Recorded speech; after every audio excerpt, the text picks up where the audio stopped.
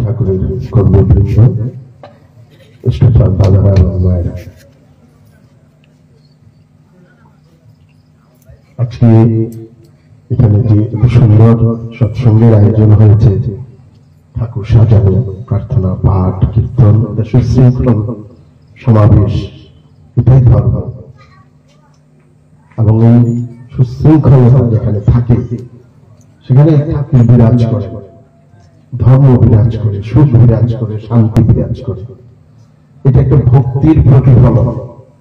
যারাই আয়োজন করেছেন, যাদের দ্বারা এই আয়োজন হয়েছে, প্রত্যেকের ভিতরে ভক্তি বিরাজ করছে। আমি পরমপিতার চরণে সবার সর্বাঙ্গীন মঙ্গল এবং সুনিয়ন্ত্রিত জীবন প্রার্থনা করছি, এটা কথা বলছি। আমরা সবাই উন্নতি চাই। উন্নতি হচ্ছে ঊর্ধ্বগতি, উৎসের প্রতি আনতি। আমাদের উৎস থাকে ঊর্ধ্বে, সেই ঊর্ধ্বমুখী গতি হলে উন্নতি হয়, উপরে উঠতে চাই। কিন্তু আমাদের জীবনটা, প্রত্যেকটি মানুষের জীবন হচ্ছে জলের মতো। জলকে যদি উপরের দিকে দেওয়া যায়, সেটা নিচেই নেমে আসে, কিছুতেই উপরে রাখা যায় না। আমি সে পাইপ দিয়ে দেই, হাত দিয়ে দেই, যত শক্তি প্রয়োগ করে জলকে উপরে তুলি না কেন, জল উপরে থাকবে না, সে ততোধিক গতিতে নিচের দিকে আসবে। একটা মানুষকে যতই উপরের দিকে নিয়ে যাওয়ার চেষ্টা করি না কেন, বা নিজেকে উপরে নেওয়ার চেষ্টা করি না কেন, লেখাপড়া শিখে, বাড়ি ঘর করে, ধন দৌলত আহরণ করে, ব্যবসা বাণিজ্য করে, উপরে থাকা যায় না, উঠা যায় না, আরো বেশি করে নিচের দিকে নামা হয়। কিন্তু আমরা তো চাই এই জলকে উপরে তুলতে গেলে জল আপনা আপনি উপরে ওঠে। কি করে? জলের নিচে যদি আগুন দেওয়া যায়, তাপ দেওয়া যায়, দেখা যায় জল আপনা আপনি খুব সহজে উপরে উঠে যায়, ঊর্ধ্বগতি লাভ হয়। এছাড়া দ্বিতীয় কোনো পথ নাই। তো মানুষের জীবনে মানুষ যদি তাপ না পায়, উপরে উঠতে পারে না। তার মন, তার ভাব, তার কর্ম, তার চিন্তা চেতনা কিছুতেই উপরে ওঠে না। আমরা সমাজে বহু শিক্ষিত মানুষ দেখি, ধনী মানুষ দেখি, পণ্ডিত মানুষ দেখি, কিন্তু জীবনের থেকে সুখ, শান্তি, আনন্দ এগুলির থেকে বঞ্চিত। জীবন সুনিয়ন্ত্রিত নয়। এই তাপটা কে দেবে? কোথা থেকে আমি সেই তাপ পাবো? সেটাই আমাদের উৎস পুরুষ যিনি, পরম পিতা যিনি, তিনি দুনিয়ার বুকে আসেন, লীলা করেন, এই সৎ নাম দেন। এই সৎ দীক্ষার মধ্যে যখন আমি সৎ নাম গ্রহণ করি, এই নাম করার মধ্য দিয়ে তাপ সৃষ্টি হয়, আমার শরীরে তাপ সৃষ্টি হয়। তখন শাস্ত্রে বলছে, হরির নামই বোকা বললাম, এত সব বুঝতে যেও না, নাম করো। নামে মানুষকে উদ্ধার লাভ করে।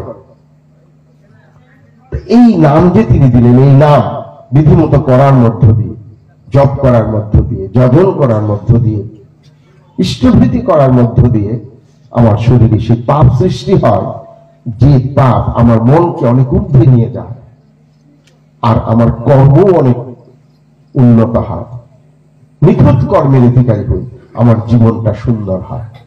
মানুষ আমাকে উপভোগ করতে পারে, আমাকে দিয়ে কখনো কারোর দুর্ভোগ হবে না।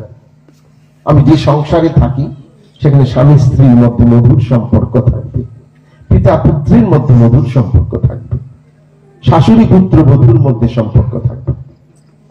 কিন্তু আমি যদি ঊর্ধ্বে না যাই, আমার নিম্নমুখী মন, নিম্নমুখী ভাব নিয়ে যদি সংসারে থাকি, তখনই দ্বন্দ্ব সৃষ্টি হয়, দুঃখ আসে, আঘাত আসে।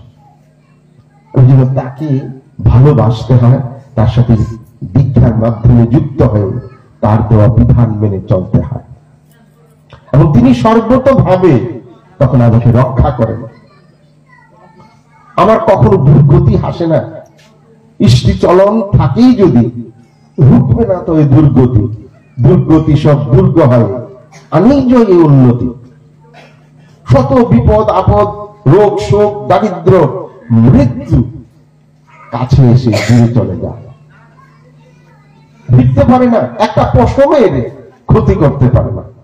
ঠাকুর বলছেন এই নাম যারা গ্রহণ করে থাকে তার ভেতরে একটা ঊর্ধ্বমুখী শক্তি ক্রিয়া করে, ঊর্ধ্বমুখী চেতনা, সুরত সম্বেগ যাকে বলে, বহু সাধনা করে সেটা লাভ করতে হয়।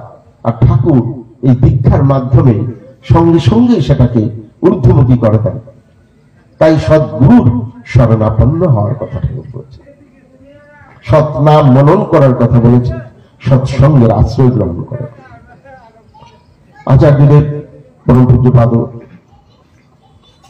শ্রী শ্রী আচার্যদেব তারা একটা ঘটনা বলেছিলেন যে এক গুরু ভাইয়ের বাড়িতে আম হয়েছে, কিন্তু সে আর্থিক দিক দিয়ে সচ্ছল নয় যে ঠাকুর বাড়ি গিয়ে সে আম ঠাকুরের ভোগে নিবেদন করবে। সে এক গুরু ভাইকে, ইষ্ট ভ্রাতাকে সে খোঁজ করে পেল, একজন পরিণী দাদা ঠাকুর বাড়ি যাচ্ছেন, তা ওনাকে সে আমগুলি দিয়ে বললেন, আপনি তো যাচ্ছেন, আপনি আমার এই ঠাকুরের ভোগের জন্য আমটা নিবেদন করবেন। তো তিনি যেদিন যাচ্ছেন মাথায় ঝুড়ি করে ধরে যে কামরায় যাচ্ছেন সেই কামরায় সে আমটা তুলে দিয়ে ভালো করে রেখে আসলেন এবং দাদাকে বললেন যে আপনি ঠাকুরের ভোগে দেবেন, দেখবেন এটা যাতে কেউ হাত না লাগায়, নিষ্ঠা মতো নিয়ে যাবেন। উনি বলছেন আপনি চিন্তা করবেন না, আমি নিয়ে যাব, নিয়ে ঠাকুরের ভোগে দেব। আবার তিনি বলছেন দেখবেন ভুলে যান না যেন, নামার সময় কিন্তু এটা করে নামবেন, ট্রেন থেকে যখন নামবেন। তো বলছে আমি একদম মনে রাখবো। ওই দাদা বারবার, যতক্ষণ ট্রেন ছাড়েনি ততক্ষণ বারবার ওই দাদাকে স্মরণ করিয়ে দিচ্ছেন। তারপর ট্রেন থেকে নেমে গেছেন, ট্রেন ছেড়ে দিয়েছে, সেই জানালার ধারে, ট্রেন জানালার ধরে ধরে দৌড়ে দৌড়ে বলছেন দাদাকে, দাদা মনে রাখবেন কিন্তু ঠাকুরের ভোগে কিন্তু দেবেন নামটা। আমি দেব দেব, আপনি চিন্তা করবেন না, আপনি চলুন, দূরে সরুন। এই করতে করতে ট্রেনের গতি বেড়ে গেছে, আর দাদা ট্রেন আর প্ল্যাটফর্মের মাঝখান দিয়ে নিচে পড়ে গেছে। যেই দাদা নিয়ে যাচ্ছিলেন নামটা, তিনি ভাবছেন সর্বনাশ, এই কি হলো, এখন তো কাটা পড়ে, এখন যাকে দেখলাম আমার সঙ্গে কথা বললো, আমি অজানা আশঙ্কায় তিনি ঠাকুরকে স্মরণ করতে লাগলেন। আপনি বাঁচলেন কি করে? চলন্ত ট্রেনের ফাঁকা দিয়ে পড়ে গেলে তো মানুষ বাঁচার কথা নয়, আপনি বাঁচলেন কি করে? বলছে দাদা ঠাকুর আমাকে এরকমই বাঁচায়, যখনই আমি বিপদে পড়ি এইরকম বিপদ থেকে ঠাকুর রক্ষা করে রেখেছেন, আগলে রেখেছিলেন। যে ঠাকুরের স্মরণ করে, ঠাকুরের কথাই চিন্তা করে, ঠাকুরকে ভালোবাসে, কি করে ঠাকুরকে খুশি করা যায় এই চিন্তায় থাকে, ঠাকুর তাকে রক্ষা করে সর্বতভাবে। এই জন্য তো ঠাকুর এসেছেন এই জন্য আমাকে রক্ষা করার জন্য। তিনি জানেন আমার অনেক ভুল আছে, আমার অনেক পাপ আছে, আমার অনেক অজ্ঞানতা আছে, তবু তাকে যে ধরে থাকে সে রক্ষা পায়। যে ইঞ্জিনটা দিল্লি যায় সেটার সাথে যে কোনো বগি যদি আটকে থাকে, সেই বগিটা যাই হোক সেও কিন্তু দিল্লি যাবে। সে নিজে চলতে পারে না, কিন্তু যে চলতে পারে ইঞ্জিন, তার সাথে যেহেতু সে যুক্ত, সেও দিল্লি যাবে।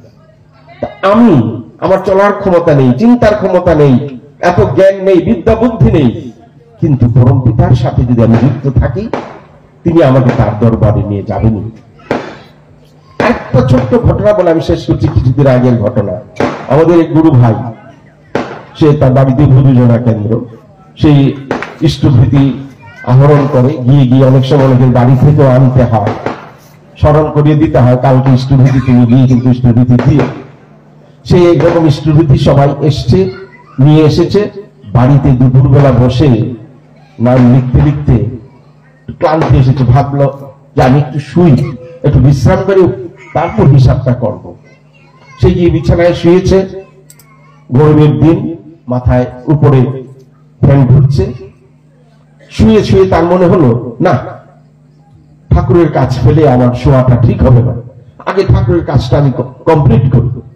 সে উঠে পড়েছে, উঠে গিয়ে টেবিলের সামনে বসে সে নামগুলো লেখা শুরু করেছে, টাকা পয়সা হিসাব ঠিক করতে শুরু করেছে। যেই স্টার্ট করছে অমনি পাখাটা উপর থেকে খুলে বিছানার উপর পড়ে গেছে, যেটা তার বুকের উপর পড়ত। সেই পুরনো আমলের পাখা, হেভি ওয়েট, সেটা পড়লে বাঁচার কথা নয়। সেই ঠাকুরের দিকে তাকিয়ে চোখ দিয়ে জল জল পড়ছে, দর দর করে, বলছে প্রভু তুমি আমাকে এইভাবে রক্ষা করেন।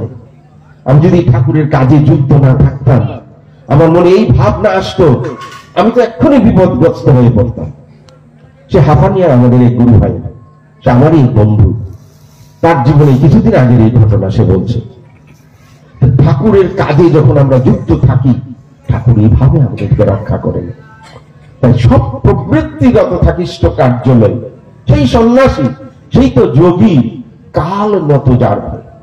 তাই ঠাকুর বলছেন আমাদের যুক্ত থাকো। আমার বদি বিধান যজন যাজন ইষ্টভীতি করলে কাটু মহাভীতি। স্বস্তিনী পালে না, উন্নতিতে চড়ে না, স্বস্তিনী মুক্তি আনে রাষ্ট্র সহ প্রতিজন। আমরা তার এই বিধান পালন করে আমাদের সবার জীবন সুন্দর সুনিয়ন্ত্রিত হোক, সুখী সমৃদ্ধ জীবনের অধিকারী হই।